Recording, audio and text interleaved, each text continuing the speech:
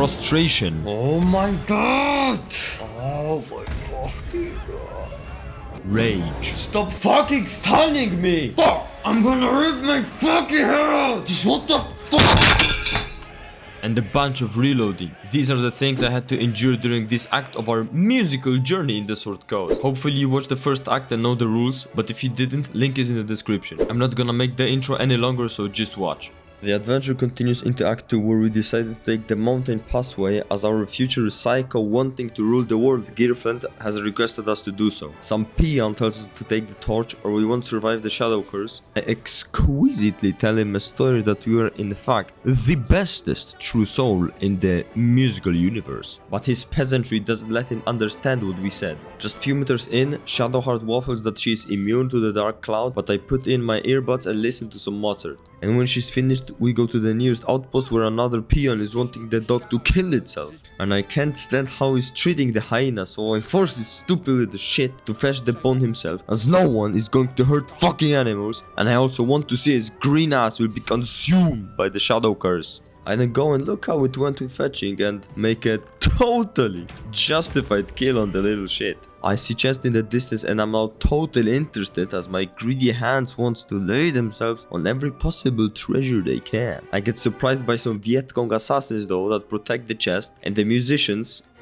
well, their asses get beaten harshly. But unfortunately my brain wasn't functioning well and I didn't save, so I lost about 15 minutes of doing this shit again. This time I spoke with the Uruk-hai first that came straight from the Lord of the Rings, and then went for the chest with a proper save. And as this wasn't an honor run, I haven't given alert as the first feat. So the next 3 times I go to steal the chest and get fucking surprised by these Vietnamese. But on the 4th time I buff with Bardic Inspiration and cast a counter charm to not be surprised, which worked. This time it wasn't any problem with killing them, because I don't know why, they never really moved and were just standing there waiting for the beating. I returned to the Saruman's creation and pluck a tune to summon one of the most disgusting and religious NPCs I've seen in this game. The whole time he is mumbling, I'm thinking of how can I get a hold of a Moonlighter myself. And I fucking swear it's possible, but after restarting 2 times and looking for a dialogue to make him kill himself, he just fucking refuses to do so. So I just get into the convoy and we head to Moonrise. On the way to the towers we get ambushed by a few random dudes that call themselves Harpers. But it's not the time to be a hero and help them. The point of this playthrough is to kill as many people as I can and rip out every possible rib from their body, stuff it into a wall of trophies and impale their heads on a stake.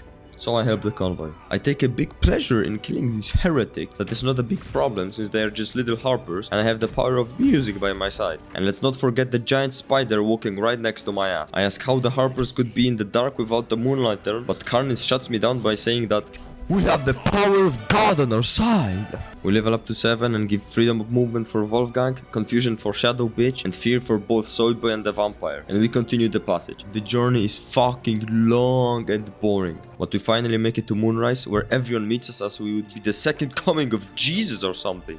The guards tell us to go into this giant hall for some great show, but before I get deeper into the Moonrise, I traded to get much more better experience than the trash I had on myself until now. And of course all of this was done with the fine gentleman Lantar, as the midget next to him only wanted to scam me. After I spent a fortune on armor and weapons, I head into the great hall, and when they said great show, I expected a fine orchestra with a bunch of organs and a great symphony, with a few burning on a stake for entertainment. But apparently the Absolute had plans to kill my soon-to-be wife Minthara there. I managed to convince Santa Claus to spare Minthara and get her into chains, but I have fun destroying these little shits as if I would be Darth Vader choking them to death. Straight after this, I head to the prison to save our lovely drow. Wolfgang deceives them that he is there to take action and connects with Minthara's brain. We get teleported to some kind of limbo where Minthara is getting tortured. She tells us that she prayed we would come and we strike a plan to erase the sisters that were tormenting her. Together with Minthara we killed the 2 sluts and I quickly had to take out the eye so it wouldn't call in for reinforcements. When we butchered them, I swapped crossbows with Shadowheart because I was like, damn! Those 2 little hand crossbows work really well, so she got the bow of the Banshee instead. And I swear, as in every fucking video I saw where people just teleport out of the Moonrise with Minthara, I just fucking couldn't. So we had to break out another way. And it was kind of pointless to bash our our heads on the wall trying to kill every guard of Moonrise to get out by the front door.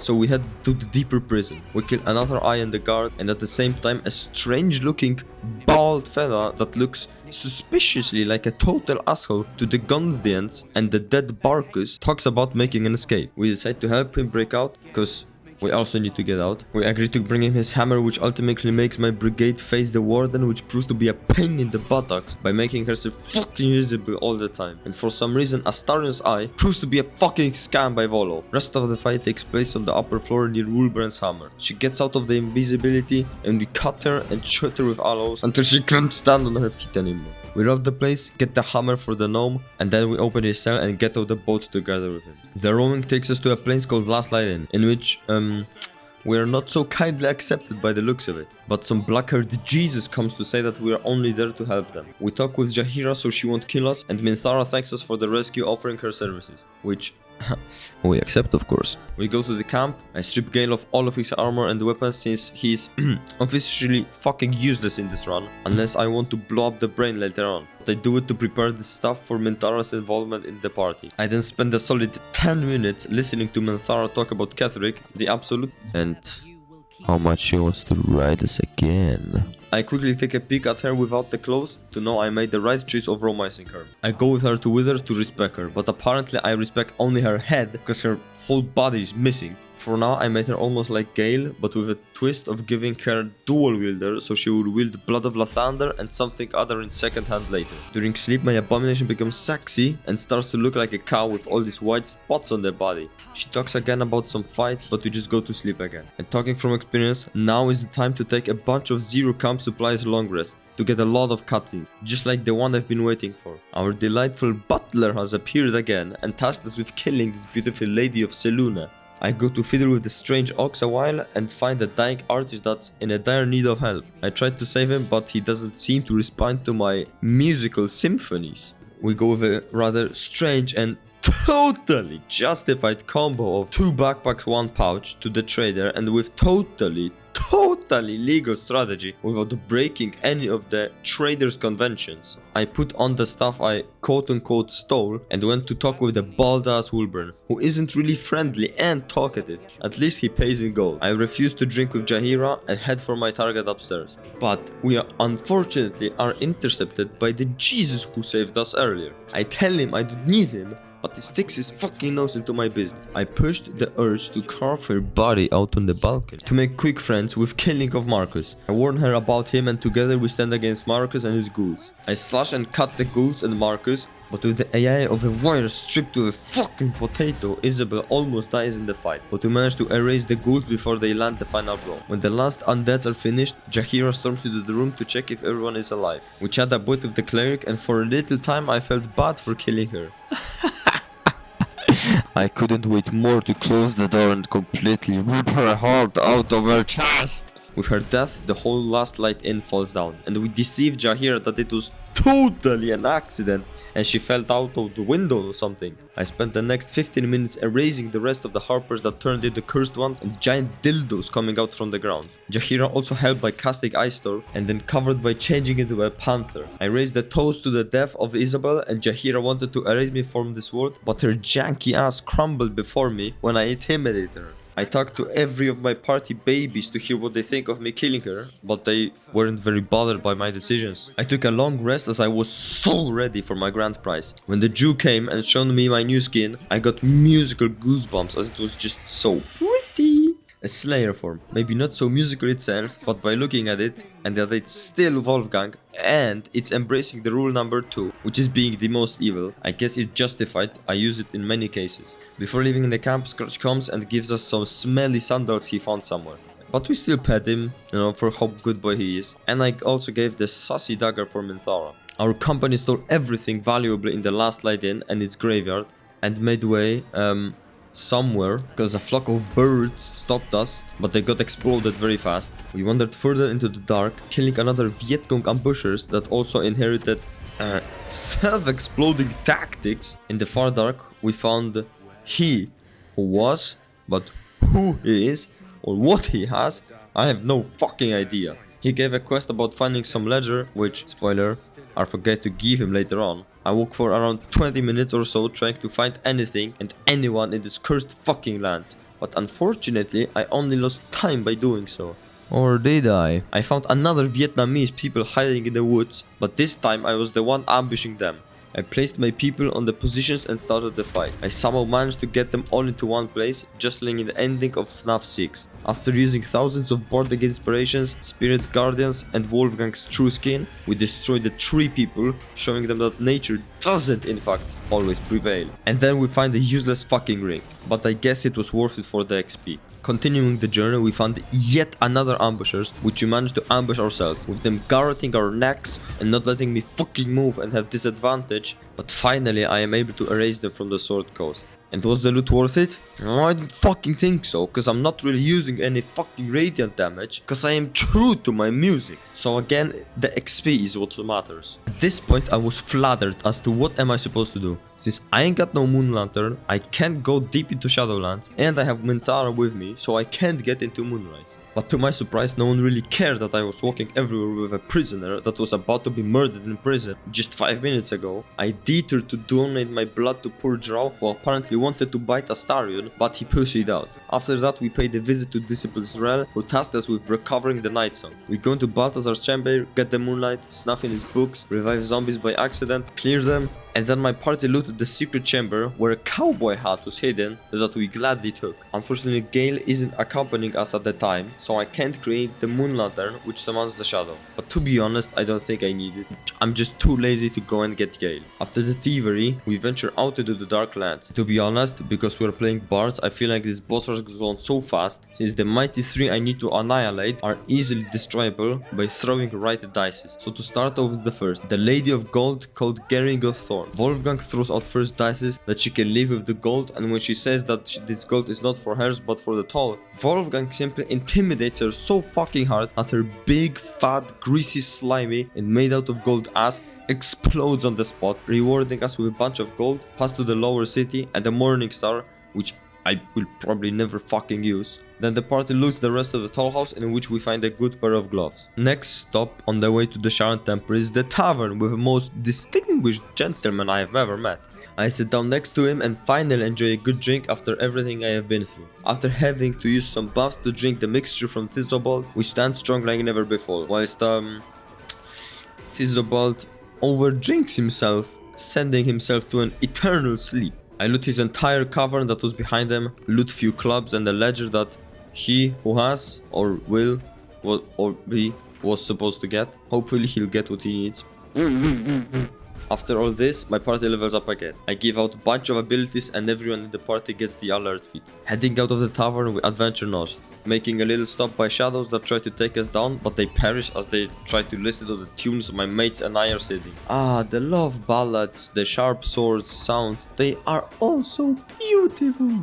Before I get to the nursing home, I wander into the Masons Guild sewers, where I find loot, traps and some history about all this, which I don't fucking care about. Deeper in the mansion's basement we fight a bunch of shadows, although the clear light from the blood of Lathander that Mithara is holding makes it so that the shadows get a bunch of disadvantages, and in general, they suck dick! The loot we get for the shadows is, in my opinion, not that great for this run. I slip out of this establishment and get to some kind of graveyard. On the graveyard, everything is pretty dead.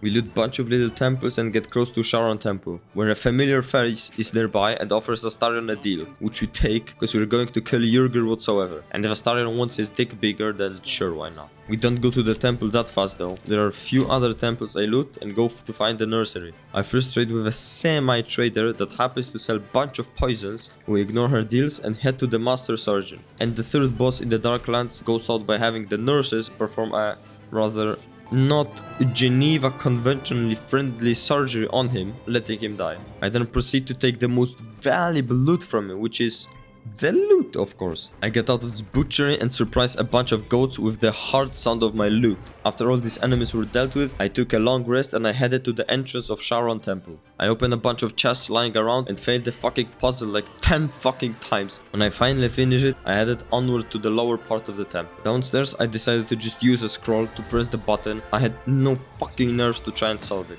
We move onward, but get stopped by some crackling bones that waffle that we awoke in the shadows. We easily get rid of all of the Sharran cultists and romance the skeletons to let us through. And I don't know why in all 4 of the runs I made, I always go for the Umbral gems first before going to Balthazar. And I don't know if it makes any difference, but whatever. I let Shadowheart make all of the trials, and right now and right here I want to say fuck you, the Faith Leap trial, as they've ended my first honor run I made about 2 weeks ago. But as you see, I got the golden dices on my second, so... But yeah. Fuck Leap trial! We cleared the library fairly quickly and got the spear that we will stake through Nightsong's heart just in a moment. We pissed off from the library cause... who the fuck reads books nowadays? Probably some Gale enjoyers who are a bunch of nerds whatsoever. I'm kidding, books are awesome, please don't kill me. After that we had to deal with Raphael's enemy, who is a first big roadblock in this challenge. So now brace yourselves, cause there was a lot of fucking reloading. The first time I wanted to face him normally, you know, cutscene and all to make it even. Even though we go first, you know, we deal a casual amount of maybe 1/8 of his whole fucking HP. And now it's his turn and it's 20 minutes, so I watched it unravel like, yep, I'm probably gonna be here a fucking while. Surprisingly, the first time we didn't get annihilated and it actually went well, but I fucked up some turns and ate the dirt the first time. Next tries, I wanted to surprise them and kill the little goblins first, but it didn't fucking work, and in the next 10 fucking tries, he almost either always go first, shoots me in the fucking eye, throws bombs at me like some terrorist, and then goes fucking invisible on top of that. And guess what? The eye that Dusteron had? No, it doesn't mean jack fucking shit. I was so fucking frustrated at this moment that when I killed Yurgir and had a very iffy situation, I popped Inviscroll on Mithara and ran like, maybe not a coward, but more like Volu. With Mithara escaping this hell, she resurrected us all and we finished them off later. I TP'd out of this shithole and was finally ready to beat the fat-ass Balthazar. But before him, we took out another pack of cultists and headed into his chambers. He talks about the artifacts, blah blah, and tells us that we should be the ones to do it for him. We make him give us his bell, which is useless by now, because we've done the trials. Before Wolfgang goes for the night songs, he robs Balthazar's place again, and then goes down to some kind of rat cult that doesn't do anything apparently. I take one quick rest before we descend into Nightsong's realm, and then we dive in. We jump down and don't let the fat-ass killer, so the battle commences. And you know, the fight is technically easy, always flies out of the rocks and dies to gravity. I wanted it to be a bit difficult now. To be honest, I don't know if it was a good idea, since I would have saved me so much time and nerves, but it is what it is. The attempt that worked the best was having Wolfgang transform into Slayer and rip out hearts from everybody, whilst Balthazar kept killing my comrades. And as I am a good companion, I give Shadowheart pleasure of killing Dame Aelin and making her a dark justiciar, but because I'm a jackass and care so much for romance in this game, I accidentally made her my lover, so I had to redo the Balthazar fight again. After this course of events, I wanted to make Shadowheart use her new gear, so I respect her into College of Valor, gave ability improvement and alert feat, and some spells to enchant her frontlining. Then I made Minthara into College of Lore, because we needed a buffer, and she also has such good cutting word codes and her soul branding, so it's justifiable. Now was the time of storming the Moonrise. Disciple Zrel and her minions was no real threat, and the same with the people that were inside of the Moonrise. I also made a real quick detour to get the ring that I won't be blinded by Shadowheart's darkness. Second floor goes as easy as the first, which results in me erasing every single soul that was standing in the Moonrise towers. I'm not counting Ketheric, of course, for now. Being brave, I went into the boss fight without long resting again, because my ballsack is that big. And you remember Carnis, yeah? The spider we didn't kill earlier? Yeah. He joins Ketheric, but one quick thunderwave sends him to sleep. Overall, Shadowheart becoming a Dark Justiciar made this run so much harder, because we don't get her here, nor in the next boss fight. First try didn't go as planned, but we managed to defeat him on the second try with the most basic tactics of cutting him to death. And now the calm before the storm part. We fight some cultists that said they know us, I put Chop out of his misery, and I plan to kill every single mind consumer that was on the ship. Not for the XP, just for fun. Fight against zombies go really well because we just blast them to bits with thunder. I then have to use my expanded and autistic brain to solve a puzzle and use Githrai to buff myself forever. And then the pain comes. It is time for boss fight. Up until this point, my raw footage took 11 hours. And I see that in the next 3 hours, it's just me trying every possible fucking mechanic and buff and every fucking thing to kill the boss. So here is a great example how I wanted to start most fights. Although first I wanted to trade normally and failed. horribly. I then try one of the tactics of sitting in the darkness and luring as much of them as possible to kill 7 birds with 1 stone. And it might work, but it never got the fucking mind flayer chilling on the upper level. The problem with this strategy was that after my turn, he would always fucking stun me. And not only me, the whole fucking party with 1 mind blast. I was always watching this fucker fly and screamed, "Yes, please, stun me, I'm fucking begging." And if he didn't stun all, he stunned Minthara, who had concentration of haste on Wolfgang, which made him fucking lethargic. The other idea was to go from the different side to buy as much time possible before he joins in and clear the Necromites. No, he comes here in 2 fucking turns because his baying Jet 757 ass pours vodka instead of oil to make the engine go so fucking fast, and he again lands a fucking stun on me. I even somehow get to surprise Ketheric and everyone, and the Necromites were yeeted off the plane of existence. Sadly, didn't work. I tried to TP Shadowheart behind the Mind Flayer to throw him down and assassinate him. Kinda worked, but didn't survive second phase.